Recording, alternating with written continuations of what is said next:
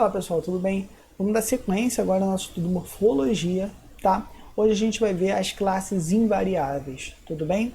Vamos dar uma passadinha aqui, vamos relembrar o que a gente viu até agora. Primeiro, classes gramaticais. Classes gramaticais nada mais é do que a classificação das palavras em 10 categorias dentro da língua portuguesa, certo? Nós vimos que existem classes que são variáveis. O que são classes variáveis? São aquelas que vão variar de algum modo, seja por gênero, seja por número, seja por grau, ok?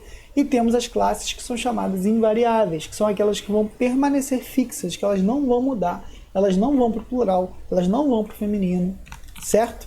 Então, atenção, nós já vimos as classes variáveis, né? Vimos 4 delas, pelo menos. Nós vimos substantivos, adjetivos, artigos e numerais, faltando pronomes e verbos. E agora nós vamos ver as classes invariáveis, certo? Então, vamos lá. Interjeição. A interjeição, ela é interessante porque alguns autores nem consideram ela uma classe de palavra, consideram assim uma frase. Porque a interjeição sozinha tem sentido completo, ok? Porém, para o nosso estudo aqui, que é um estudo a nível médio aqui em língua portuguesa, a gente não está fazendo uma análise tão profunda, a gente vai considerar a interjeição sim uma classe de palavra, tá bom? O que seria a interjeição? Interjeição é a palavra ou expressão com que se expressam emoções, alegria, impaciência, terror, dor, desejo, do emissor, certo? Então, a interjeição vai ser uma expressão que vai expressar a emoção, né? Vai expressar o sentimento do emissor. Okay? Geralmente essas expressões elas são exclamativas, tudo bem? Geralmente essas expressões elas são exclamativas. Então eu tenho aqui, ó, poxa, machucou. Esse poxa é uma forma aqui de expressar uma emoção do enunciador. Ei, meu Deus, nossa, minha nossa, caramba. Então isso tudo ela vai ser aí considerada uma interjeição, e repara que ela não vai variar. Eu posso botar ali, ó, poxa, machucou, poxa, machucaram, coxa, machucaram-se. Então nunca vai variar, o poxa vai ser sempre intacto, ele vai estar sempre invariável, ok? Então a interjeição é só isso. A interjeição nem costuma cair tanto em prova, primeiro por essa possível interpretação de que a interjeição nem seja uma classe de palavras, e sim uma frase, e também por ser bem evidente de você identificar ali a interjeição, certo? Mas agora a gente vai entrar onde o filho chora e a mãe não vê, que são preposições e conjunções, tá? Que geralmente é o que causa mais dificuldade, mas você vai ver que são também classes muito simples de se analisar, certo?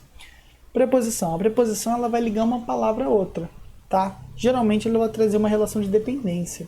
Quando eu falo pense em mim, eu estou utilizando uma preposição em para ligar a palavra pense, que é um verbo, no meu pronome, que é o mim, aqui, que está funcionando como objeto indireto desse verbo. Preste atenção.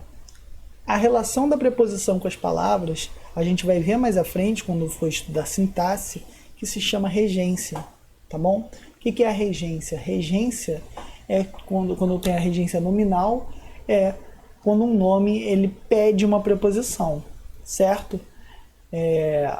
Regência verbal é quando o verbo ele rege, ele precisa, ele pede uma preposição. Então a gente vai ver isso mais à frente. Mas a princípio, para esse estudo em morfologia, eu preciso que se entenda que preposição vai unir palavras, ok?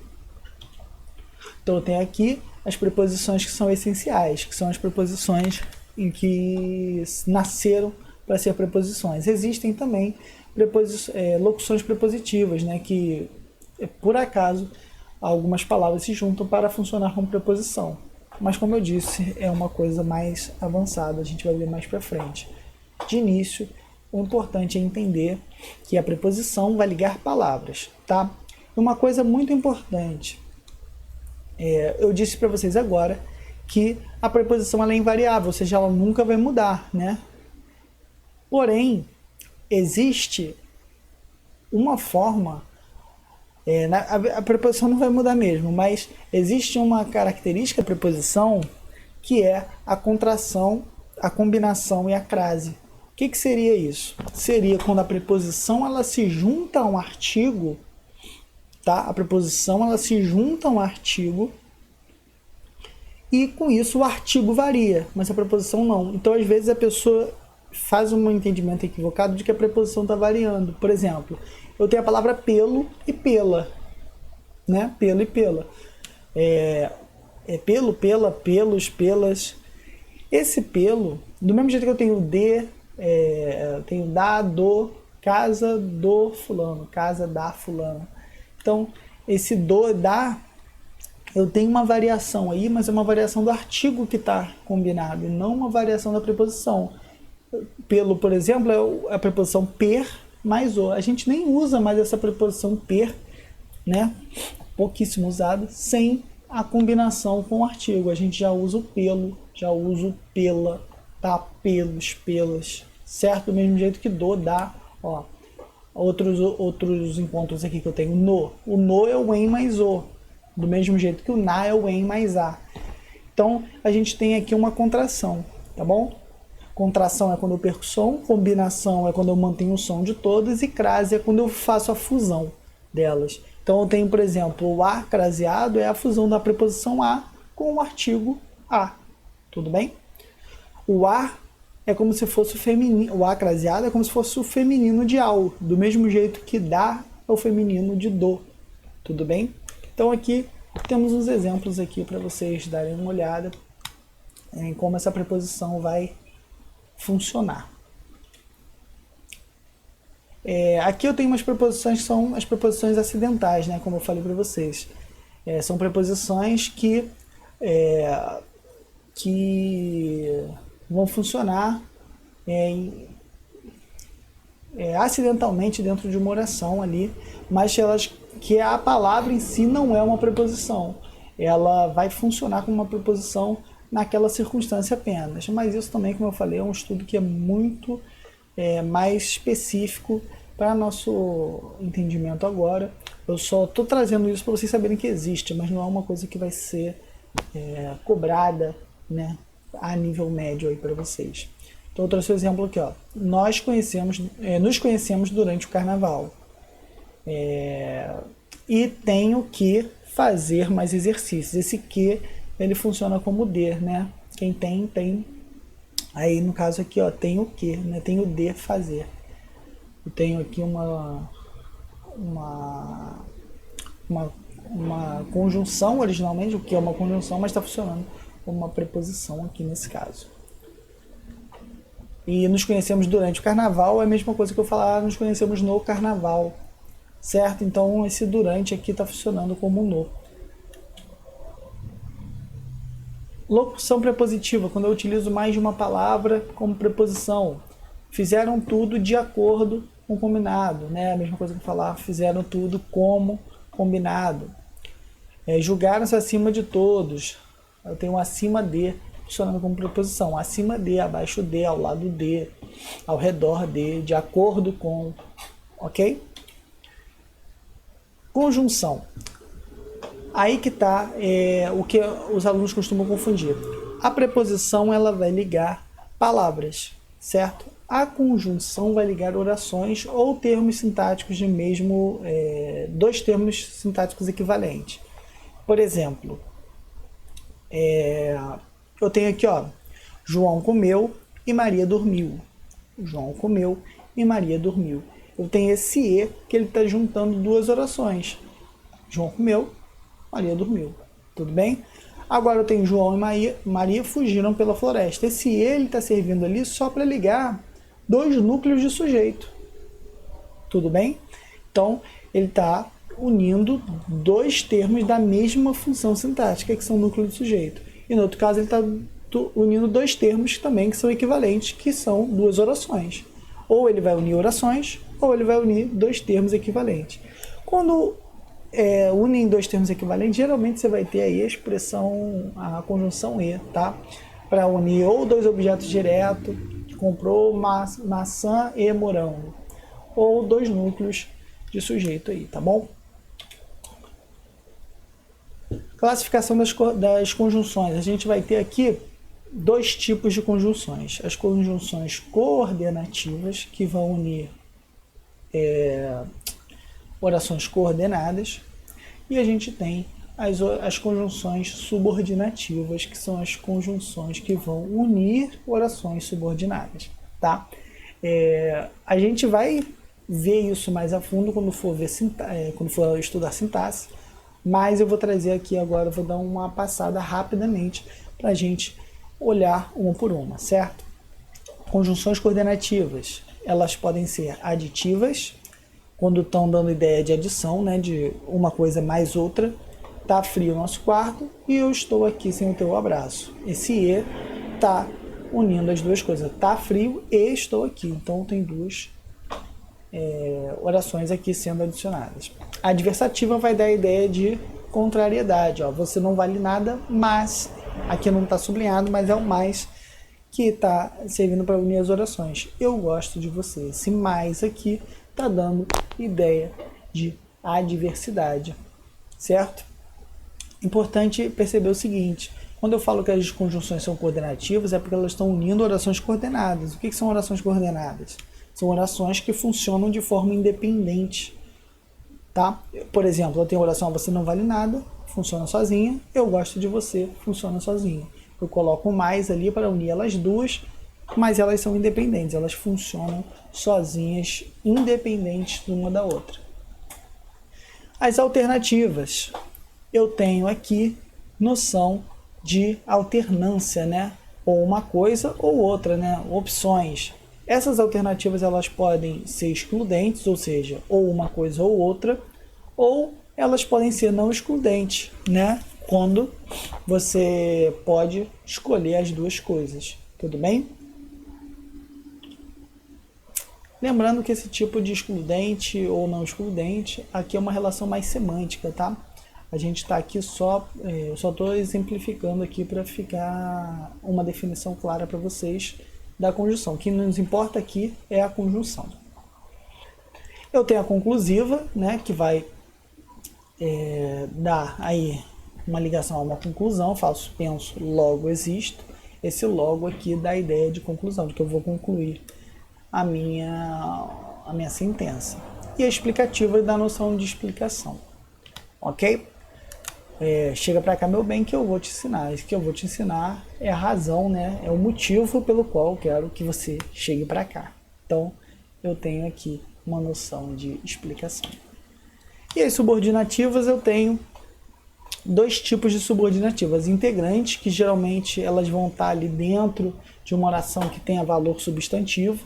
Eu vou ter duas orações integrantes mais comuns, que são o se e o que. Tudo bem? E eu tenho as orações adverbiais, que são aquelas que vão introduzir orações subordinadas adverbiais, e eu posso ter aí 9 tipos de orações adverbiais. Eu tenho a que indique causa, a que indique consequência, a que indique condição, a que indique concessão, a que indique conformidade, a que indique comparação, a que indique finalidade, proporcionalidade e temporalidade, tá? A gente vai ver esse estudo mais a fundo quando for ver sintaxe, mas de início eu preciso que vocês entendam o seguinte: a conjunção ela vai sim trazer um valor de sentido para a oração, tá bom? Dependendo da oração que eu utilizo, ela vai agregar esse valor de significado. A conjunção ela vai estar unindo orações, tá? Ela vai estar unindo orações. Repara o seguinte: a conjunção adversativa, ela, né? Adversativa não, adverbial, as conjunções adverbiais, todas elas, assim como um advérbio, né, por ela estar ali introduzindo uma expressão adverbial, ela pode ser deslocada para qualquer lugar da oração. Então eu posso trazer ela para o início da minha oração, tá? Reparo isso pelo uso da vírgula também. Quando eu faço essa troca, né, de trazer aí a oração adverbial para o início da oração, geralmente eu vou separar ela no meio por vírgula. Porque o que indica que a minha oração subordinada é a minha oração subordinada ali é justamente a presença da conjunção. A conjunção que serve para ligar, não é? Então a conjunção ela vai iniciar a oração subordinada, ok? Ó, como bebeu, passou mal. Eu tenho uma noção aqui de causa, né? Porque o bebê, ele bebeu antes de passar mal. Beber é a causa dele passar mal. Agora, repara a consecutiva. Muito aluno confunde as duas porque não faz uma análise do tempo que as coisas ocorrem. Ó, tanto bebeu que passou mal. Esse que está introduzindo a oração passou mal. O que aconteceu primeiro? Ele bebeu ou passou mal? Certo? Se a conjunção introduzir uma oração que indica uma coisa que aconteceu depois, é consequência. Se a conjunção iniciar uma oração que indique uma coisa que aconteceu antes, eu tenho uma causa. Então, atenção nessa diferenciação de causa e consequência. Então, eu tenho aqui uma condicional, tenho aqui que vai indicar a condição, né? Eu tenho uma que vai indicar a concessão, lembrando que concessão é parecido com a adversidade, mas a concessão é como se fosse uma adversidade mais leve, tá? Ó, mesmo que bebesse não passava mal, embora bebesse não passava mal, por mais que bebesse não passava mal, tá?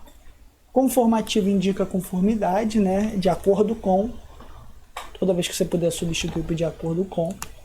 Então eu tenho aqui, ó, como orientou o médico, de acordo com a orientação do médico, tá?